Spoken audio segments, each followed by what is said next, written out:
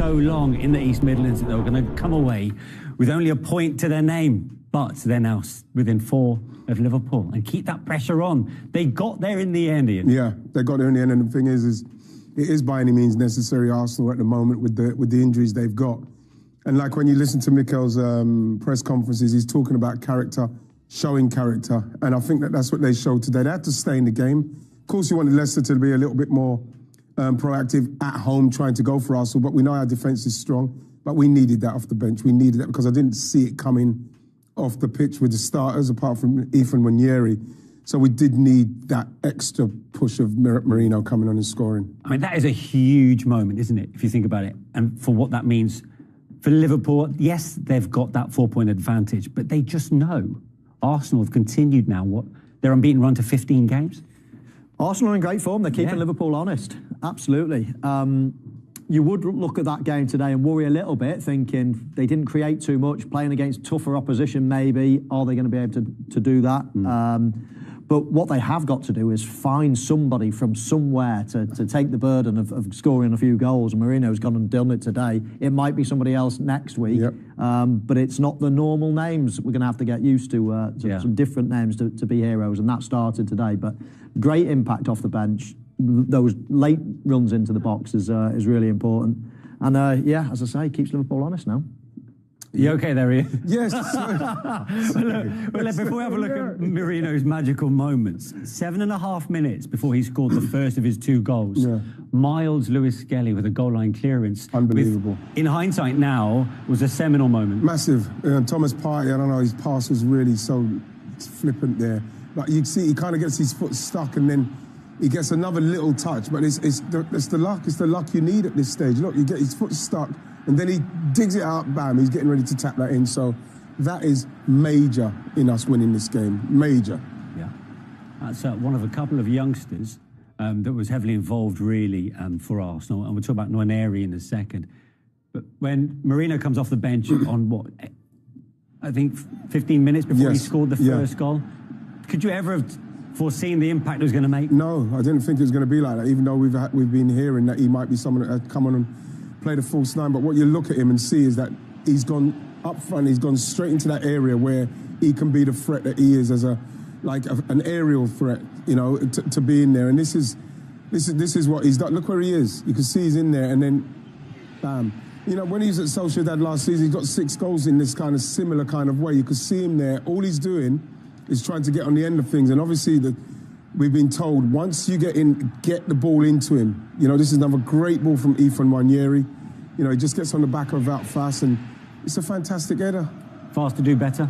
Definitely, yeah. He's picking him up, and then all of a sudden he moves a couple of yards forward and points to nobody to mark him. There was nobody. The Vars was marking himself. So yeah, he should have tracked the runner and headed it out. He got a warning. We saw the clip before. He got a warning just before that when the ball came across and it went out for a goal kick in the end. So yeah. But no, I thought the defender could have done a lot better. Now this is interesting. So the ball came in from the right for that goal from Nwaneri. For the second, Trossard involved on the left. Yes. But this is all about Martin Odegaard at the back there, right at the base of the defence there. Starting it off. Being positive from such a deep area, but then. This is fantastic from Trossard, because I'm thinking there's no one in there. Is he going to get in there in time? There's 4 players in front of him. Is he going to get the cross there? But, he done it in the end. But again, that is because of Odegaard's progression of the ball and being positive in that area of the field. And I'm thinking, can he get this ball all the way across those 4 defenders for him to tap it in? And, it's a good finish, Mike. He makes it look easy, doesn't he? But it's not. This ball bounces just in front of him. How many times do you see that go over the ball? He keeps his body over the ball, his knee over the ball, keep it down and strokes it into the corner. Makes it look a really simple finish, which it was not. Beautiful. Better movement there. Good movement, right? Yeah. For someone obviously not accustomed to playing in that movement, role. even for the first goal, Manish, and even this one, obviously we needed Trossard to put a good ball in, but his movement on not making the defender know where he is in the box, Mike, you'll know how important that is something that Arsenal are missing. So then a forward can put a ball in. Can he make a move in front of him? Can he make it behind him? But a defender knows that there's someone around me, I'm danger. And that's what he gave us today when he came on. Before those 2 goals, Nwaneri clearly caught the eye, the 17-year-old on the right, and he came so close on 2 occasions on breaking the deadlock. I think with this one, when you look at this one, when he goes, I'm thinking to myself, right, just hit the target, make the goalkeeper make a save. Brilliant touch. Just hit the target with that one. You see, he's just leaning back a little bit there. He's trying to get the ball, get his knee over the ball, but he's got the power. But I just think it was one of those that maybe needed a bit more of a whip side foot finish. But like, it's still a great effort. And then again, that one, you know, the goalie shouldn't be beaten there. But like, I was thinking, Mike, there's a lot of goal over here. I would have probably tried to hit that across the face of the goal. But, you know, like I say, he's 17. He'll learn that, go across the face. Maybe he might get a parry out. But like, look, player of the match again, and somebody that we needed to show up today, obviously, out of our front three. He was one, Sterling and Trossard, but he rightly gets the man of the match. Rightly so. Good call. Was that the right call for you for the 17-year-old? Yeah, I mean, you could make...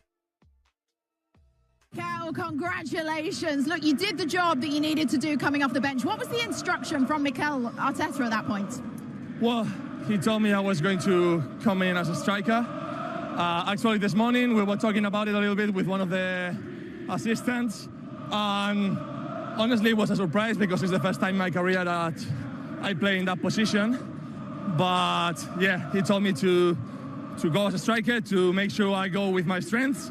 I think I showed it, and yeah, luckily I could help the team with 2 goals today. Well, yeah, a brace. The first time you're ever playing a striker centre forward. Is this something we're going to see more of now? I don't know. I don't think so, to be honest. You know, it's funny because I've only scored 2 more braces in my career, and it's the first time I scored a brace coming off the bench as a striker. But I think it's a good day to score because I forgot to give my wife some Valentine's Day, so this goes to her. I think she will appreciate this more than a rose or some chocolate. Absolutely, always about the family. But it needed something, did this game, didn't it? Because it was a tough afternoon for Arsenal. Yeah, today was a tough game. We knew coming here to this amazing stadium with this team battling relegation, it was going to be tough. But, you know, I think these games are the ones who live the spirit. Obviously, with these amazing fans behind us, everything is easier. So thank you to them. Thank you to everyone at home pushing and rooting for us. And I mean, this is an amazing team, and games like today are really good for the squad. Ethan and Wright put that ball into the box 4 or 5 times before you were even on the pitch today. But just how good is he for such a young age? Yes, he's an amazing player. Every time I do an interview, you guys ask me for him. But I mean, it's natural because he's such a talent. Luckily for him, today he crossed the ball. I've been talking to him the whole season that I needed those kind of balls when I'm arriving in the box.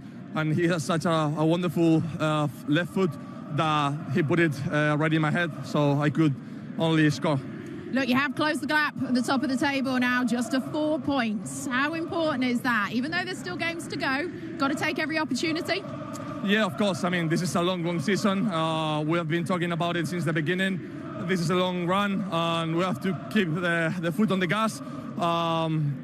And I think if we keep doing this job, putting pressure on every single game, good things will come in the future. Hey, Mikel, thank you for talking to me. Well done. Thank you very much. What a time then to score a brace in a game for the first time in over 9 years. Mikel Merino very much coming to Arsenal's rescue to pick up. How's Ian Wright doing? I think he would come out of retirement. You know? Just to put that shirt on one more time. 100%. Yeah, just even for like 5 minutes, I think he would pop out just to get changed and just try and look the part with his shirt tucked in and all that. So last season, they went to Dubai and came back with goals. This season, they've gone to Dubai and come back minus a goal scorer. That is huge trouble for Arsenal. There's no Kai Havertz, there's no Saka, there's no Martinelli, there's no Jesus.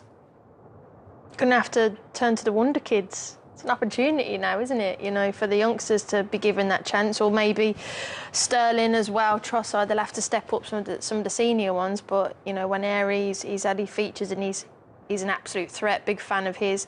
Like Mikel Arteta says, he's got to problem solve now and give other players the opportunity. But certainly not ideal. And again, 3 hamstring injuries to your 3 striking players. That is also a little bit of a worry and something maybe to investigate for the club. Definitely, I would think so. What do you think about the options up front and who they could possibly use to plug that gap? The gaps, actually. Well, they play really with a false nine anyway. So from what I see, if there's anyone to play there, I think Sterling's done it a few times at City. I would put him there. I feel like it'll be good for him. He needs a run of games, which he hasn't got. Wingers, I feel like, to get up to steam